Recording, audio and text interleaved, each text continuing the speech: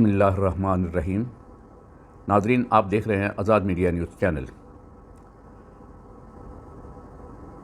حکومت اپنی پوری مشینری کے ساتھ ان دنوں سپریم کورٹ پر حملہ آور ہے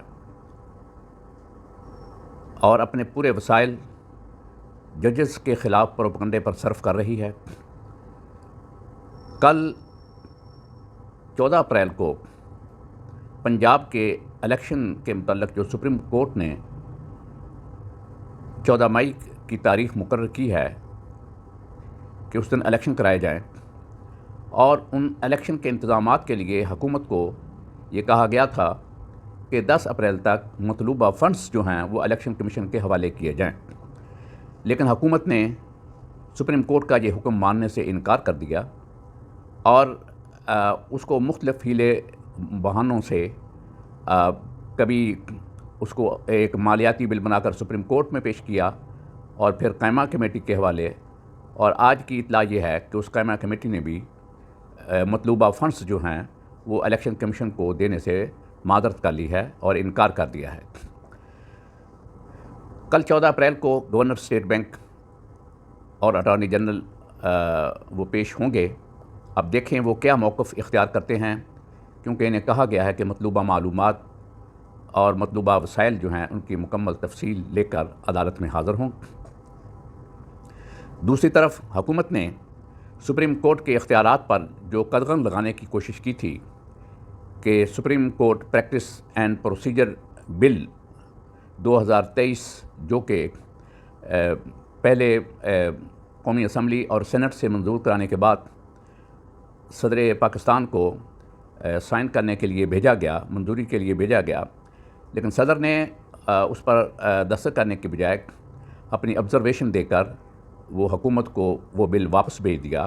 کہ اس بل پر نظر ثانی کی جائے، یہ آئین کے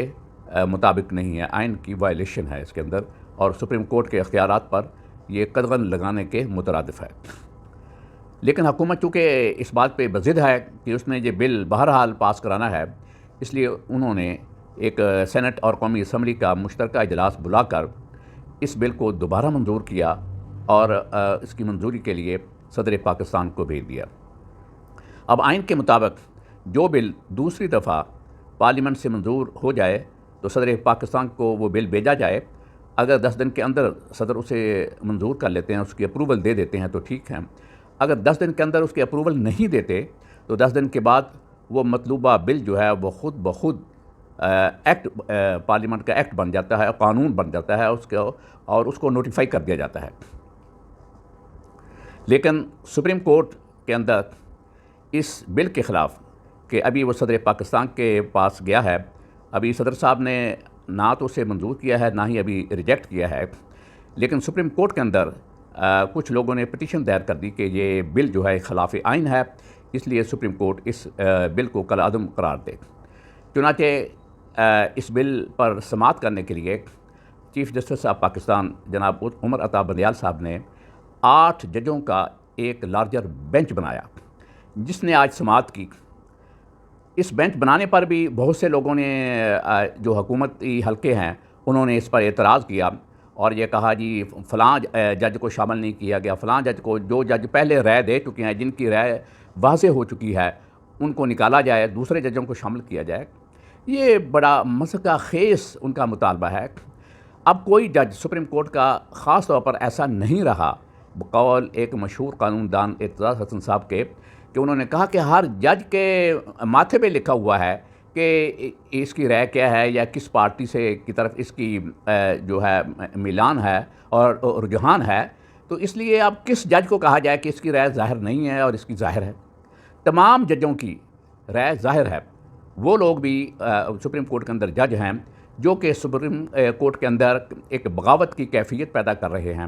اور وہ حکومت کے اشاروں پر یا اس کی ڈکٹیشن پر کام کر رہے ہیں، وہ بھی سپریم کورٹ کے اندر موجود ہے۔ حکومت یہ چاہتی ہے کہ ان ججز کو شامل کیا جائے۔ یہ بڑی ہی افسوسناک صورتحال پیدا ہو چکی ہے، اگرچہ سپریم کورٹ کے جو چیف جسٹس ہیں،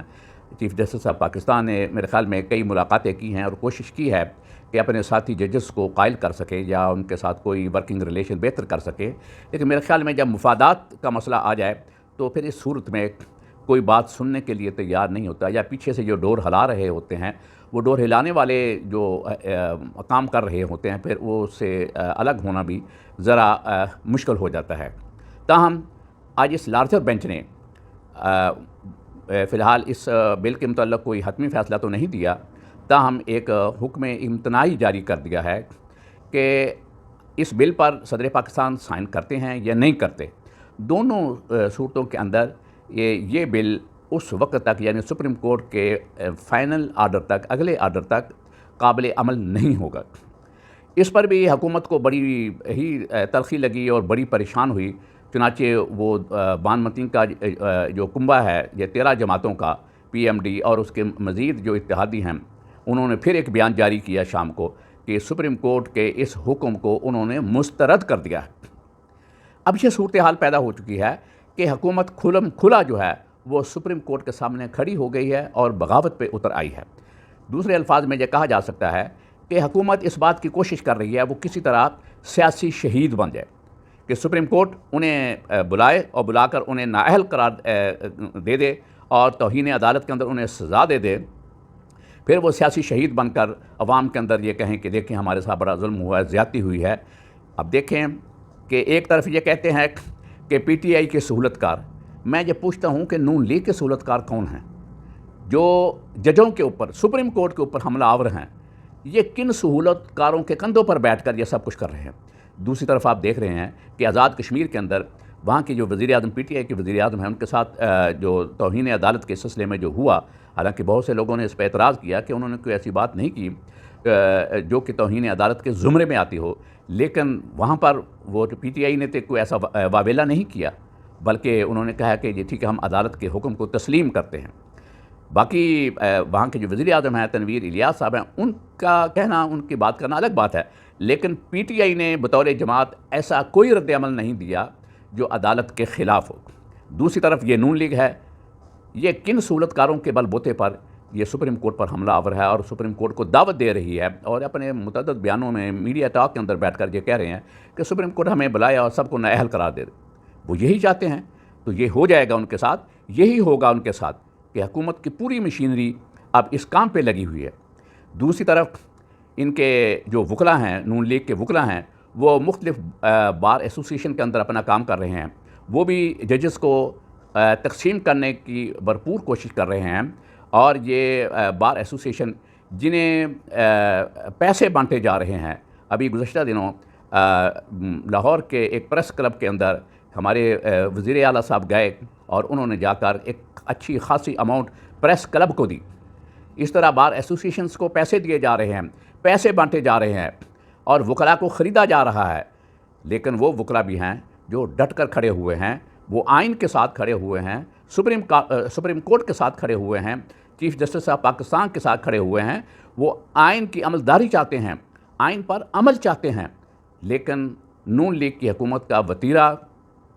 شروع سے یہ رہا ہے، ہمیشہ یہ کرتے رہے ہیں کہ انہوں نے ججوں پر حملہ کیا ہے، عدلیہ پر حملہ کیا ہے۔ اب کل اس کی سماعت ہو رہی ہے کہ اب اسے اگلا رخ کیا اختیار اس کیس کا ہوتا ہے، لیکن بظاہر یہ نظر آ رہا ہے کہ اگر حکومت نے سپریم کورٹ کے حکم پر عمل نہ کیا تو یقیناً انہیں اپنے اقتدار سے ہاتھ دھونا پڑے گا، اور لگتا یہ ہے یہ